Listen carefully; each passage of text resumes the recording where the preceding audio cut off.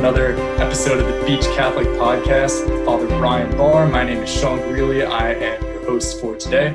Again, our other host, Lorenz Zaragoza, is not here this week. Hopefully he'll be joining us again soon, but he's still taking care of his baby at home and taking care of his girls.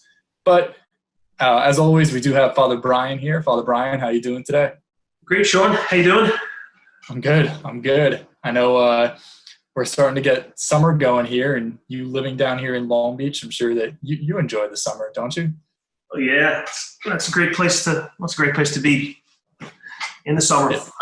And it's kind of starting to open up. The boardwalk was closed for about 5 weeks, I think. That's reopened maybe 2 weeks ago, and yeah, like everywhere else, it's kind of things are coming back to life. So it's fun. All of our listeners in Long Beach can look forward to seeing Father Brian jogging on the boardwalk, and ask him if you think he's going a little too slow. That's up to you. You make that decision. Definitely is going too slow. Joining us this week, along with Father Brian, we have a special guest, Tom Griffin. Tom, how are you? Hey, Sean. Hey, Father. Doing really well. Tom, why don't you tell our listeners a little bit about yourself for those who may not know you? Yeah, sure. So I taught for 2 years down in Long Beach at Long Beach Catholic. When I was down there, I was also involved in youth ministry and religious ed for middle school students. Now, currently, I teach at Chaminade. I teach senior religion. It's the end of my first year there, which is kind of a weird year to be a first-year rookie teacher at a school with all the shutdowns and everything. But I love where I am, and very, very happy to join you guys today. Yeah, hey, we're very happy to have you.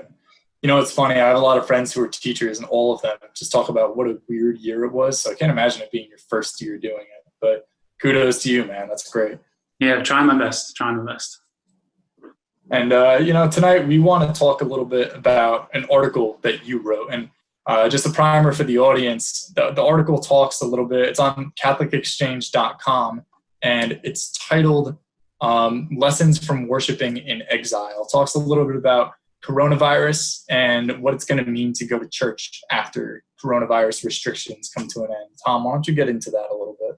Yeah, sure. So really the origin of the article was really just taking a look at some of these two Old Testament scripture passages and trying to figure out how we can learn how to worship from them, really how we learn how to worship negatively from them. So the first one is in Genesis. Once Adam and Eve are created, all of creation is moving towards the seventh day of rest, when they're going to just be with God and be united to God perfectly in worship. So from the beginning, we see that God wants humanity to worship him.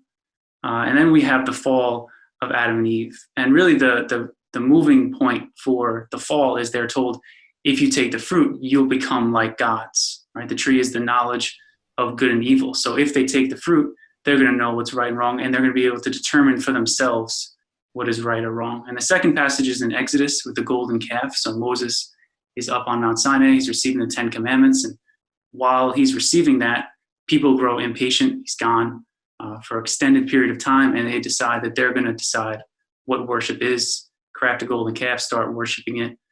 So really, it's all about their impatience. So I kind of play off of these two ideas of determining your own worship and also impatience with God. And I think that in our current situation, with having this lapse of time when we're not in church praying together at Mass, there's this tendency, I think, for some people to say, if I went this long without it, do I really need to go back? Like, what has it really made a difference in my life not being there at church? Maybe I'm just going to decide for myself that I don't need to go. And the other one is just becoming impatient with God, impatient with the restrictions, right? Even I'm sure Father Brian will be able to tell us once we get back, things are just going to look differently in regards to the capacity that we can have and how it's going to look. So I think these are two things that we need to kind of beware of, is determining for ourselves what worship is and not becoming impatient with how worship is going to look. I think those are all valid concerns. I know even just for myself during the whole quarantine session with all the recorded masses or just doing mass readings on my own, I had to always fight the temptation not to bring my coffee with me, or, oftentimes fell to that temptation. So, I could be sitting there watching mass on TV instead of being in the pew. Father Brian, you are obviously a pastor of your own parish, and I'm curious, does this worry you at all? Are you worried that parishioners that normally do come on Sunday might start to feel less obligated to do so as a result of all of this? Yeah, I'd say I am a little bit. I'm kind of worried and also excited. And I think it's worried about certain people and their perspective. And I'm excited about other people who've got a different perspective and understanding of the Eucharist. And I'm excited to see and kind of witness their response. What I mean is, I think, lots of people, all different types of people go to church on a Sunday in a parish. Obviously, different ages, and people come from different places and experiences. And they also come from a different understanding of what the Eucharist is, right? Some come for very kind of minimalistic reasons. They go because they have to go, which is more than most people are doing, but let's just kind of critique it for a moment. Like, they come, it's sort of just pretty much just out of a sense of obligation. You get other people that are like, no, I'm here because I want to be here. Yeah, I mean, I know I have to be here, but that's secondary. Like, I want to be here. So two different people, they're both in the same place, or they'll both be coming back to the same place, or coming off this quarantine. I think there where you may see kind of the different reactions. It's like, I was thinking about it like earlier today, like it's, you ever watch say you're watching a game with somebody, whatever, baseball game, and it's with somebody who doesn't understand the game. Like, they literally they don't know the rules, or very, very basic understanding. You're sitting there and say you love the game. Like, you're both watching it. You're both, in a sense, there. But I mean, you're just, the person who gets the game, they're seeing things and understanding things and appreciating things. That the other person, it's just going right over their head, or maybe even more so, like art, like somebody, a piece of music or a great film or something like that. If you appreciate this director or this any artist, you get it on another level. And I think very similar with faith. And maybe that's where you're going to kind of see sort of like this sort of separating. Those who, like the person who's kind of watching the baseball game is just kind of politely being there, but doesn't really get strategy, doesn't really get the game. Will they respond to the return a little bit like the way, Tom, you throw out in your article? And the person who loves the film or loves the game, they're just saying, I haven't been able to watch the game in 3 months, and I haven't been able to, listen to the music in so long, and I just can't wait to be back. I love that imagery, because I'm picturing when football season starts to get going, and it's just going to be like the first sport that's happened in months. Right. Myself, who is like a diehard football fan, I love fantasy football, everything about it. I'm going to be so tuned into that. Somebody like my girlfriend, who's just going to be watching games because I'm watching them and because I'm dragging her along into it, right? That's almost like the person who gets brought along because they have to go to mass. You think about like maybe a teenager, or maybe somebody who just feels like it's an obligation without any real connection. And maybe those are the people at greater risk. I think you could be onto something there. Yeah, I think it has a lot to do with, like both of you are saying, like the perspective of people. And I've been reflecting a lot of it for myself, is like, what is my major reason for going to mass? Like, what am I showing up for? And now it's, what am I showing up virtually for, when I'm watching mass?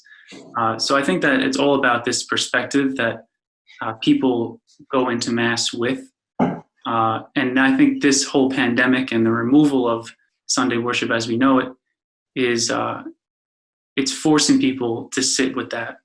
And I think that I'm very curious to see what happens when we get back. But in regards to perspective, like there's a a great teacher, mentor of mine, always told me, like, you can't always look at the classroom from the mentality of the teacher's perspective. You have to look at how is the kid receiving your lesson, and not just a normal kid or not you as a kid, but kids from all different levels.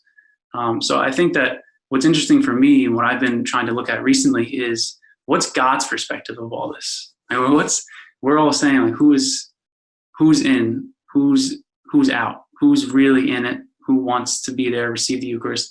But I think, like in Genesis, once Adam and Eve, they take the fruit, and they take it because they want to determine what's good or bad. We have this line where it says that God is walking in the garden, and he asks this question. He says, "Where are you? Where are you?"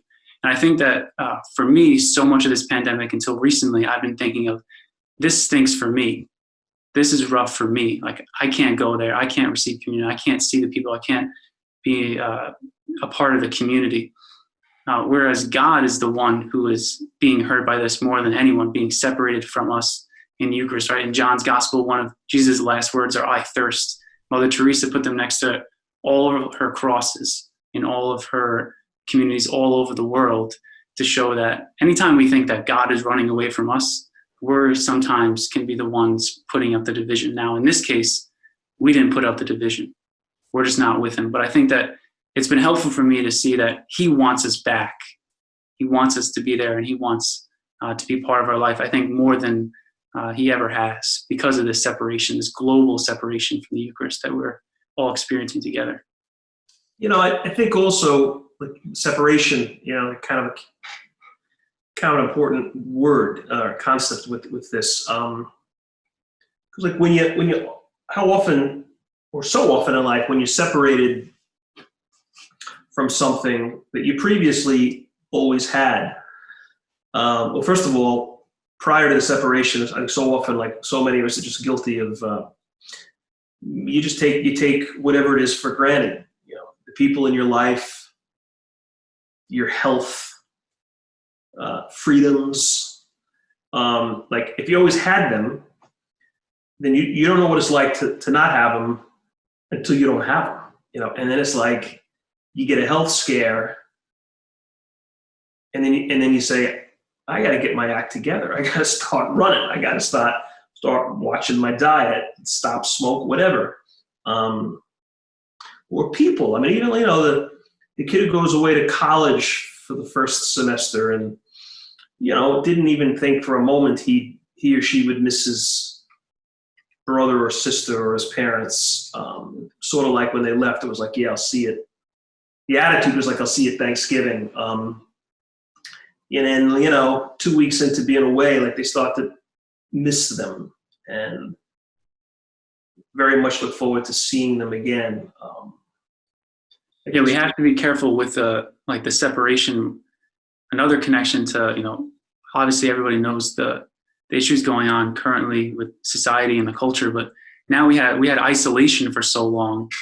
And then we know from either scripture or what Jesus would teach us, isolation leads to division. And now we're seeing that how divided our society is because of the isolation. And yet we'll go out into society and we have these masks that cover our face. I was in the store the other day by my house with my wife, and I walk in, and right away there's this kid there, this young kid. It was one of my seniors that I taught. And we were able to recognize each other just from our eyes. Mm-hmm. So even though I hadn't seen him since March, it took very little for us to kind of reignite or respark this reality of, like, I know you. And I think that I'm hopeful that that's going to be the experience when people get back to church. Yeah. They're going to get back and they're going to say, I can't really recognize this. And, it's like a person with a mask on. Like, this looks a little different. It's not as many people. Things are sectioned off. And even with what we have going on now, we can't receive the Eucharist.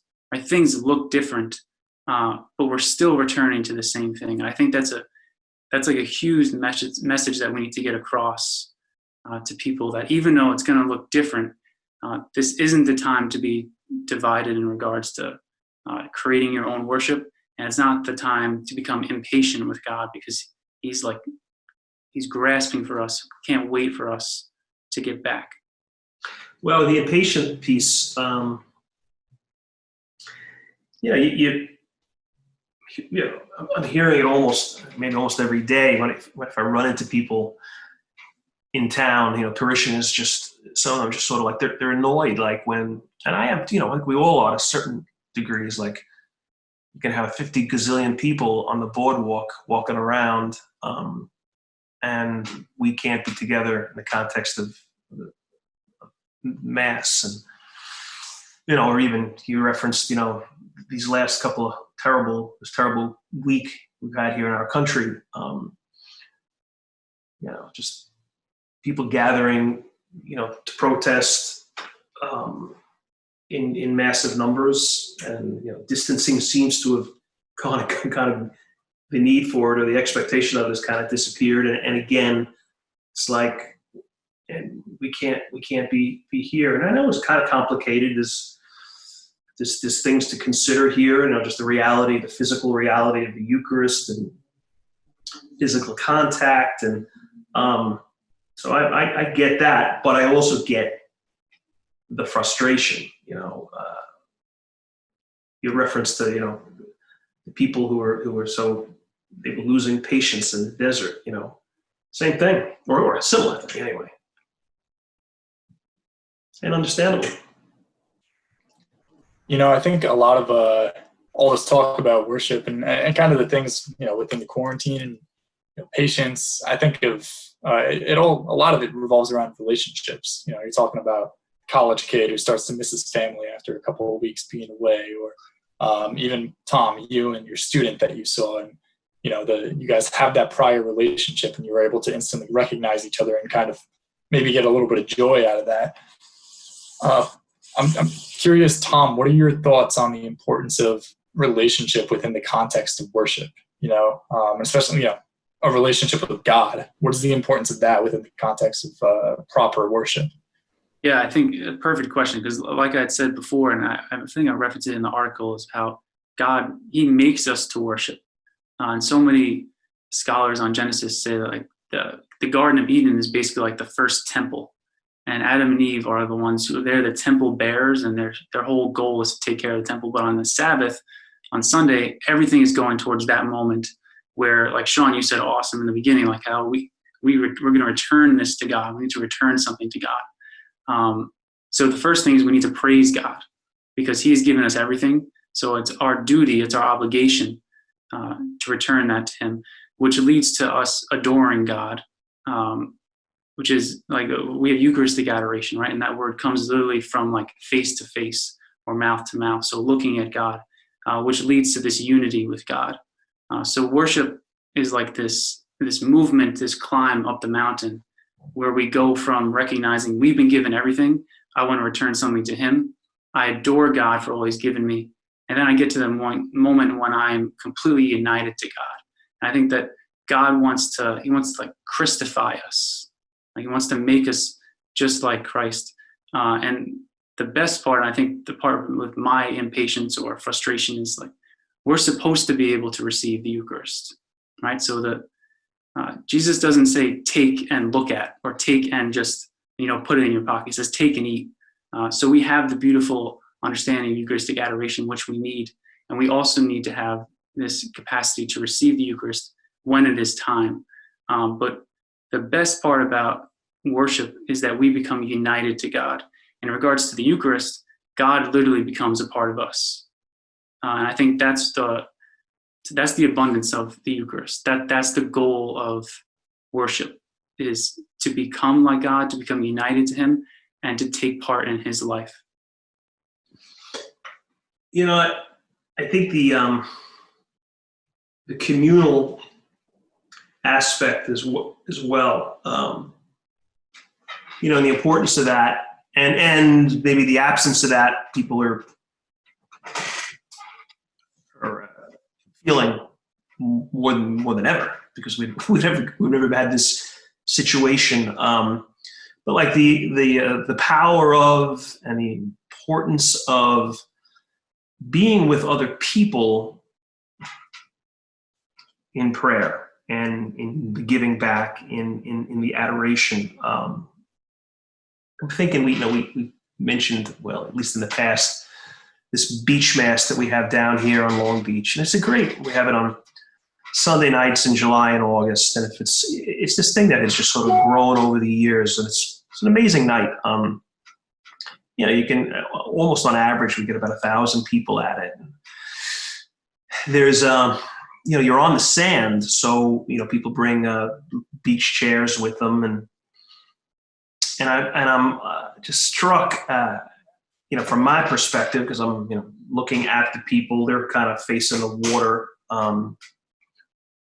And just when you look at people, particularly, when they kneel, like in the Eucharistic prayer, I'll ask people, say if you're comfortable kneeling, some of the older people might have a tough time with it, but the majority do.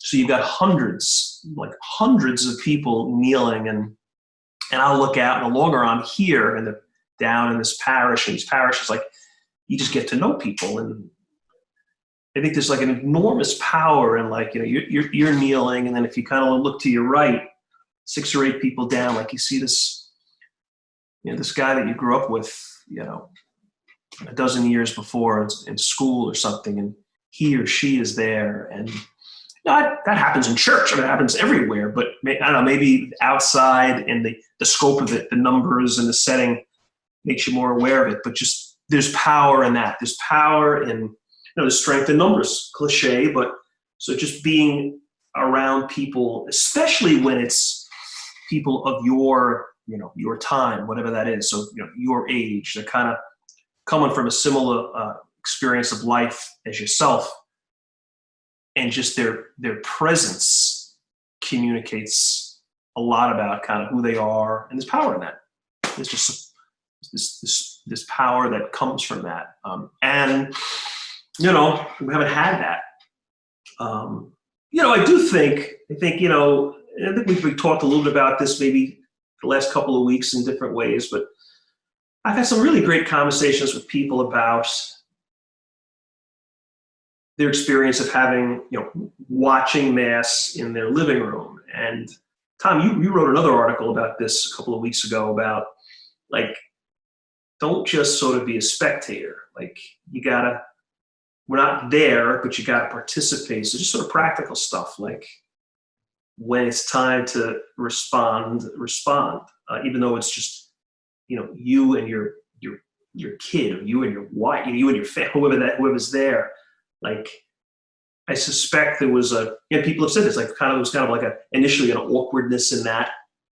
Okay, are we really gonna do this whole thing? We're here, we're watching, but should we really kneel when it's time to kneel? And when the gospel is read, normally we stand, should we actually get up off the couch?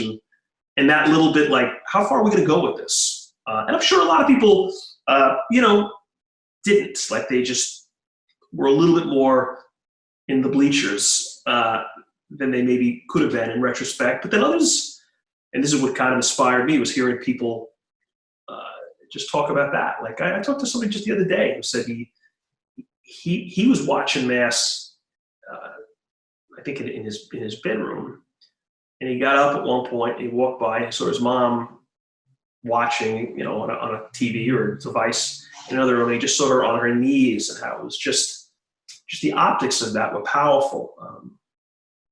And I think in some cases it had to have created a little bit of a new experience for families. Yeah, the 4 of us say it's a family.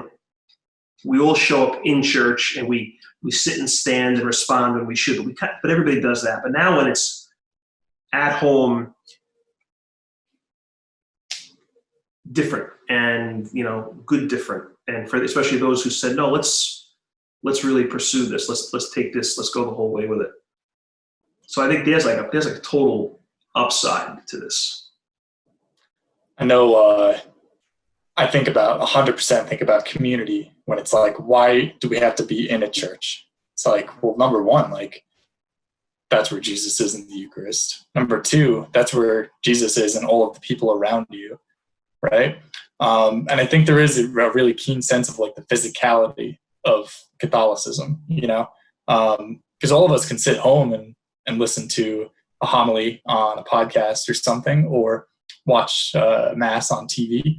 And we can feel really good and really spiritually connected to God, and you can be spiritually connected to God in that way, but you don't have the physical side of it, you know. And God created us body and spirit. He didn't just create spirit. Tom, do you want to maybe get into what's the importance of that? Why is it important that there's a physical aspect of, you know, worship and sacraments and kind of everything that goes along with that? Yeah, definitely. So just to continue, like, same theme that we've been talking about with Adam and Eve, I want to say it was Christopher West, who's this very awesome speaker, talks about a lot of different topics, but he basically says every sin is a separation of the physical from the spiritual. So God makes us body and soul, and anytime we try to just focus on the physical, we commit a sin, or just focus on the spiritual, we commit a sin. Which is the reason why when God creates us, we're created and we're not supposed to die.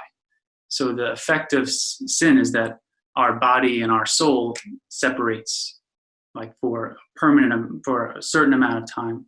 But in regards to our faith, our Bishop Barron says that the Catholic thing, the thing that separates us from any other religion that ever existed, is the incarnation, God becoming one of us. So in regards to our faith, everything that we do with the sacraments has to do with some material substance, but also some spiritual substance. And even in regards to culture, I've been thinking about this, not to like harp on again what's going on in the society, but even the word culture, right, in the beginning of the word is cult, right? So it's about worship. So in our society, every single person who's ever existed worships something, whether it's money or power or control or God. We all worship something. And I think that for me, the reason why I wanted to do the virtual Mass, and the reason why I wanted to try to do it right, the sitting and the standing and speaking, is because the first time I did it, I had a cup of coffee, I had my cell phone, and I had my other computer up with my work that I was doing, trying to watch a Mass. And then it was 3/4 of the way through, and I think I was watching the elegant Father Brian, and he, of course, was, you know, doing some profound truth that, you know, was very hard for me to grasp. And at that point, I was like, I'm getting nothing out of this. So we have to do our best to realize that when we're at this, even a virtual Mass, the physical nature still counts, even if we're separated from the Mass. 100%. I think that's great. Father Brian, what if you could ask your parishioners to, you know, either do something or think about something or pray about something before they return to physical Mass for the first time after the last 3 or 4 months, what would you tell them? Is there, you know, a certain prayer you'd want them to say? Is there something you'd want them to read, or just, you know, any kind of practical advice for them? How much money should I give to the church? That's right. Yeah, first of all, make up for all the donations the weeks you want. Besides that, you said it. You know, I've been wondering, and maybe I've been wondering, like, how am I going to articulate this? I mean, this coming Sunday is Corpus Christi, the feast of the body and blood of Christ. You know, a whole weekend every year where we just total focus on the Eucharist, you know, and what it means to us. So I was thinking, like, you know, clearly, you know, certainly I'm going to reference, like, the fact that everything we're talking about here, like, that we haven't been praying, having this experience in a typical way. Many people, most have been deprived of it for a long time. And so, like, what do you miss? What do you miss about, to think about that and pray about it, and maybe, you know, in an ideal world, even have a conversation with somebody about it. Like, okay, we're going to be coming back soon. I mean, very specifically, it's frustrating. We're going to have public Masses again, but we're not going to be able to receive, at least, I think, probably for a couple of weeks, which is, it's almost like a tease in a way. It's like we're allowed to come in, but we can't literally partake in the, you know, you're invited to the party, but you can't have anything to eat. But we're getting closer to it. But, like, so what,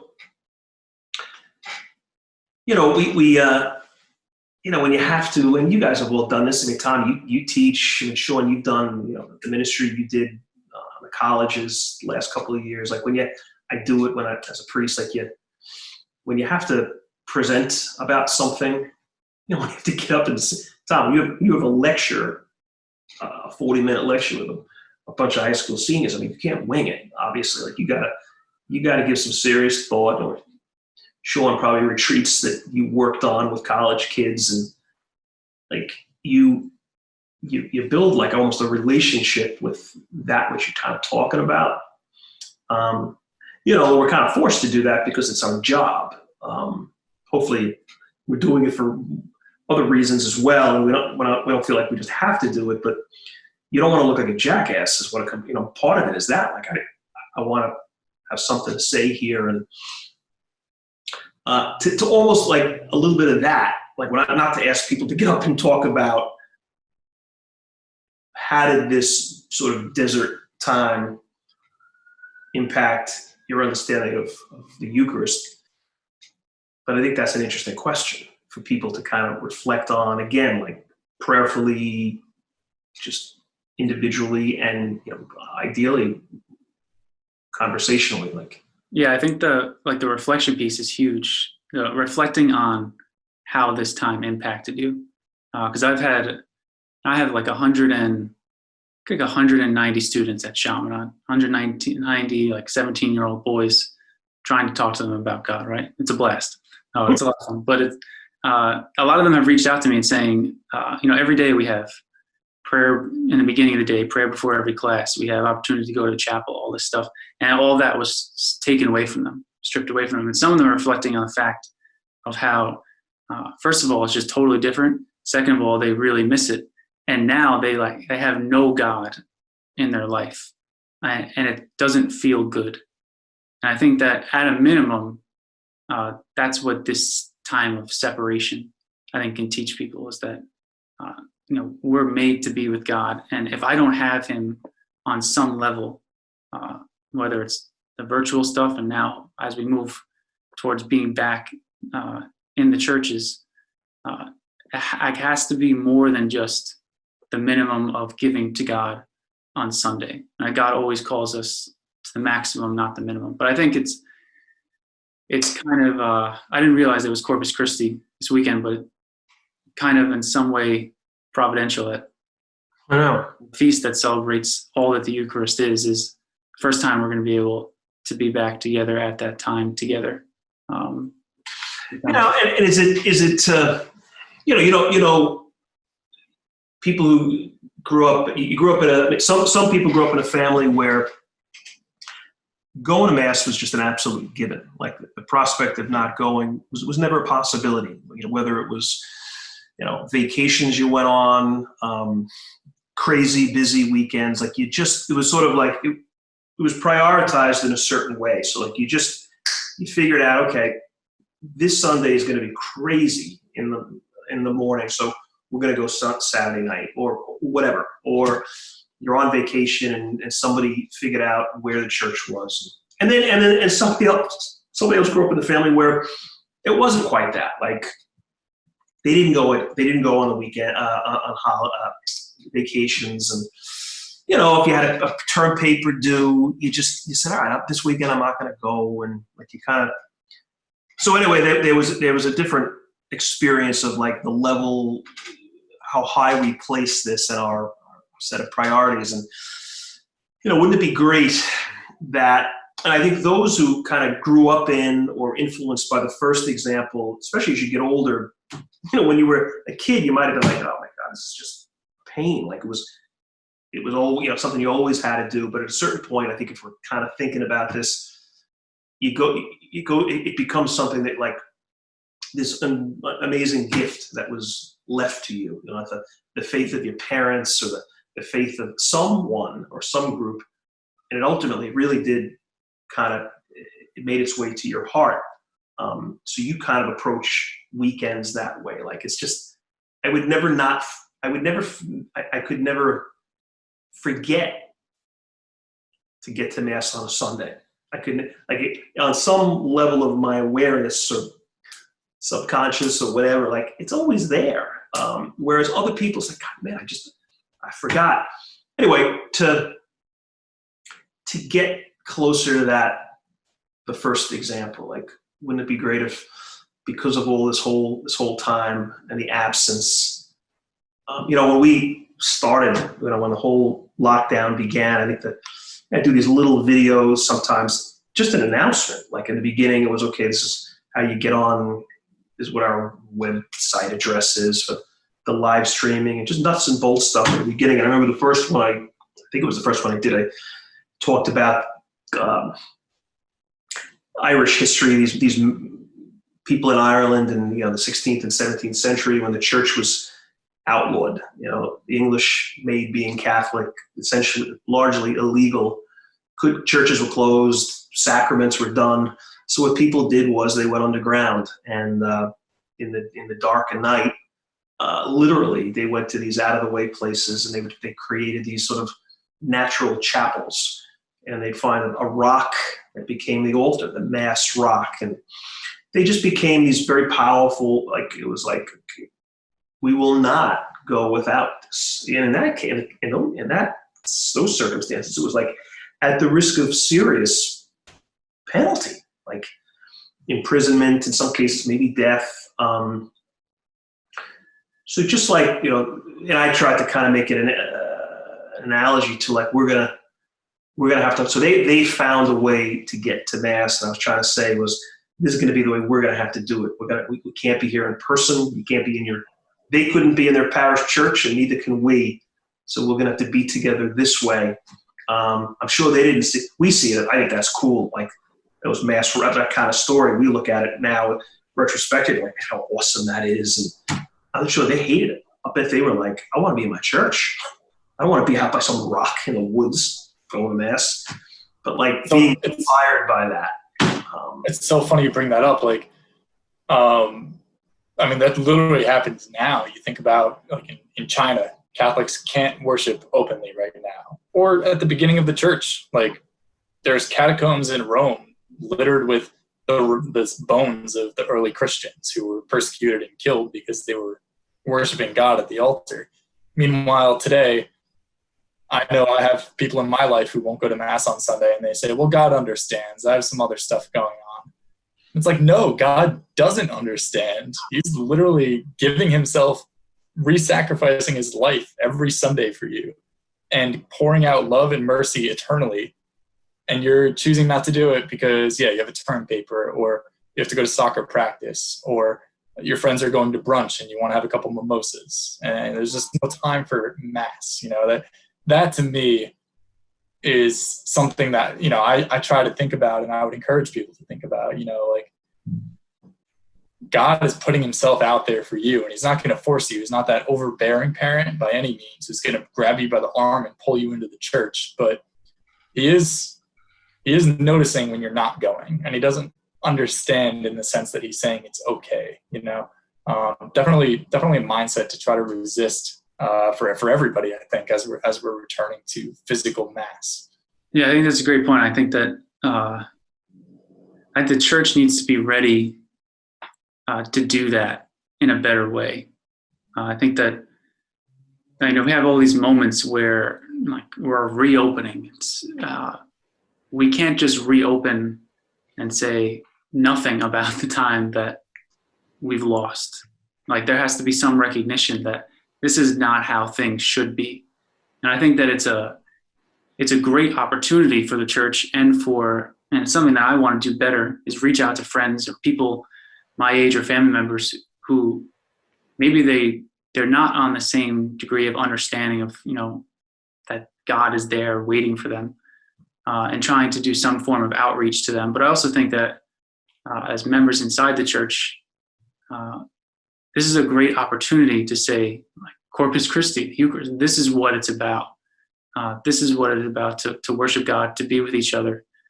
So I'm praying and hoping that there's creative ways for people to do it individually, but also the church to do a great job of saying, we don't just show up here because we're bored and we want to take your money. We come here because God is desperately desiring to be in this relationship with you, is suffocating for you at each Mass on the altar. And I think there's a lot of great opportunity to explain that to people with a new, different perspective that they'll have of so many 100,000 people dead or more, and then all the disruption going on in the society, that this time more than ever, at least in my life, like our country, our nation, our globe needs God. With churches reopening, it's the perfect timing. Yeah, absolutely. And that sounds like it might be a good place to wrap up the conversation. But before we do, Tom, do you have any closing thoughts that you'd like to leave off with? Yeah, I think that just figuring out different ways that you could come back. Like Sean, you had a great question to Father Brian about what to ask people to pray for when they return. It's a lot of times when I open up a class, we'll start with a prayer, and I'll just tell the kids to think of one person, one thing that they need help with. So I think as we return to Mass, like coming to Mass with something, and that's not hard to do nowadays. Like we can all find something to bring to God. So whether you don't feel safe going back to Mass this weekend and it's going to be virtual, like make it the best virtual Mass you've ever attended. Sit, stand, kneel, say the responses, close your eyes during communion. And if you're able to go and you feel safe enough to go to actual Mass, like come with some really powerful intentions about ask God to change your life, to change the world, and for something to really be powerful for you in that moment. I think that'll make all the difference. It's this awareness of coming into the situation saying, God is going to be there and I need his help. That's excellent. For myself, I would say take advantage of the physical nature of our faith, and obviously the Eucharist being the pinnacle of that, but go to confession if you haven't in a while. It's sacraments are like the cornerstones of our faith, and confession is so powerful and really kind of prepares you internally to receive the Eucharist. So yeah, we're excited to go back to Mass because the Eucharist is available to us, but make sure you go to confession if you haven't in a while. Take the time from now until you get back to Mass to really examine, what have I done wrong? Or even if it's just been since the beginning of quarantine, it's been 4 months about approximately. So take the time to think about, where have I sinned? Where have I not chosen to follow God and love him? And then go to confession, talk to Jesus about it in the sacrament. So that's my 2 cents. Father Brian, any closing comments? Yeah, maybe just maybe just sort of it's a variation of Tom what you said, that maybe a question we all ask or should ask is like, how do we come back better? The person who had the heart attack and was out of commission maybe because of it, was out of work wasn't working for a while because of it, wasn't as present to his family because of the health issue, and now he's now coming back, like he or she, like that person's like, wouldn't it be good for that person to say, like, how do I come back here to those communities? Certainly my family, my friends, my work responsibility. How do I come back a better person? Some of it might be practical if it's a health thing, like how do I be more disciplined in terms of my health? Make good habits and break bad habits. And then anyway, how do I return to my disrupted life better than I was before I left? And maybe the same principle, the same question. How do we come back to our faith life, our church life, in some respects our prayer life? I mean, hopefully that hasn't just stopped during this time, but how do we come back better, sons and daughters of the Father? Love it. And before we wrap up, Father Brian, I know you guys at St. Mary, you're starting Masses up again this weekend. How are you guys going about doing that? What kind of stuff do you want people to know about it? Good, I'm glad you asked. Yeah, we're really kind of decided today. We're sitting around with some of the staff people here. What we're going to do is we're going to return the schedule to the pre-corona schedule. So whatever the schedule was at St. Mary's and whatever it was at Miraculous Medal, we're going to go back to that.